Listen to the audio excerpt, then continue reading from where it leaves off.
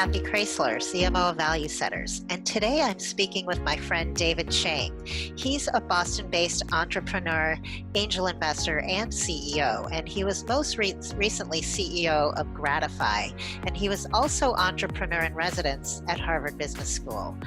I had the privilege of working with David for 2 years at PayPal, and I've seen firsthand the tremendous leadership he's provided for the Boston startup community. So David, thank you so much for joining me today. So happy to be here. So let me begin by asking, what are 3 things you always look for in a company when deciding whether to invest in them? Sure. It always starts with the team. The team can be veterans that have worked together before, or they can be first-time entrepreneurs. Um, Both of them work, but it's a matter of just making sure that the people are a really good match for the problem that they're trying to solve, which is the second thing. Whatever they're solving, it's got to be a problem that exists in the world, and we look at how can they solve it, how big is the problem, and how big can the solution be. And then finally, of course, it's the actual solution itself, right? So whether it's a product that's a better mousetrap or reinventing some sort of business model, if they have a unique view in terms of how they're solving for that problem, those 3 things together, I think, make a really good investment. And so what do you look for in a management team?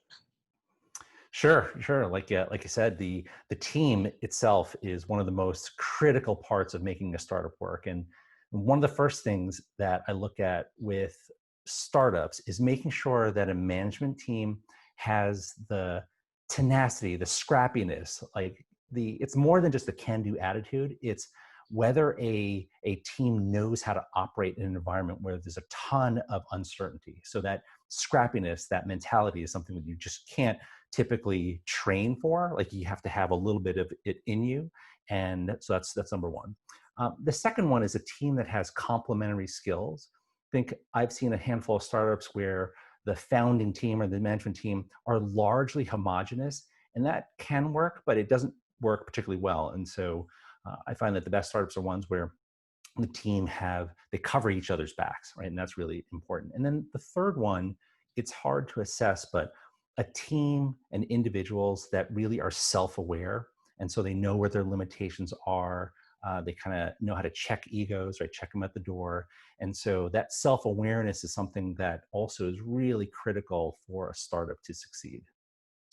Wow, that's really interesting. And that idea of grit and scrappiness is one that I've definitely heard before.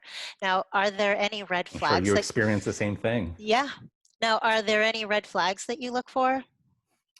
Sure, sure. Some of these are the same sort of red flags that I've bumped into in my own startup career, many of the same mistakes myself.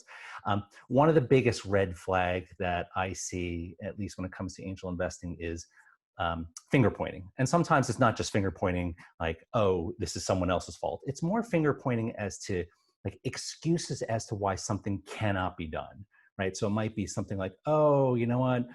Couldn't get to the customer fast enough, or we ran out of this particular resource. It could be capital, it could be some key hire, whatever that obstacle is. And so that's one big red flag. And if I meet a team that frequently puts up one of those excuses, that's a pretty big red flag in that whatever obstacle they run across in the future, they're not going to know how to get over. And so that's one.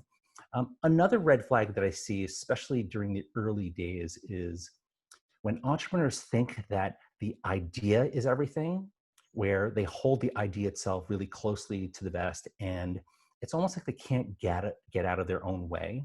And so when they view that idea as being like the valuable insight in the world, they discount the 99% of execution, right? And so that's something that is really key for a startup. And then the last red flag that I see frequently is a founder or a founding team that has a very distinct vision where they're essentially trying to build the space shuttle, right? And so they've got this long arc of, oh, in 3 years we'll do this, 6 years we'll do that. These plans change all the time. And so if they've got this notion locked away where they have to build every single component before they actually get off the launch pad, then that's a huge red flag. Interesting. Now, what advice would you give to startups who are pitching to angel investors? Sure. I think the first one is making sure that you're talking to the appropriate investor. Appropriate meaning it's an investor that either is someone who invests in the space, someone who writes the appropriate size check, right? If you're in the early stages of a startup and you're talking to an investor that writes really big checks, that typically doesn't really work. And so just make sure that you're filtering that audience pretty intelligently and just don't kind of go scattershot. So that's one. Um, a second one is making sure that when you talk about your solution, you talk about your vision, that you're doing two things. You're both anchoring the audience on what's the big idea. Like if it's almost like imagine a world where insert here, right? So something really big, but at the same time, making sure that the investor knows that you're also grounded in reality. And so ensuring that you know how to get from where you are today all the way to the big vision is a really key thing. And so making sure the two sides, the base camp and the summit, as one of my favorite investors had described it, make sure you communicate that. And so that's a big one. And then the last one is really about just creating FOMO for the investor.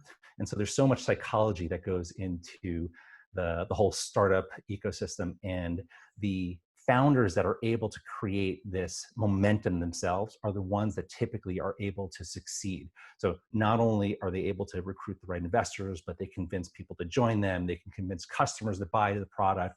And so creating that air of like sort of exclusivity, or hey, you're going to miss out if you don't invest with me today, that's one of the keys to success. David, thank you so much for these incredible insights. I can't thank you enough. Happy to be here.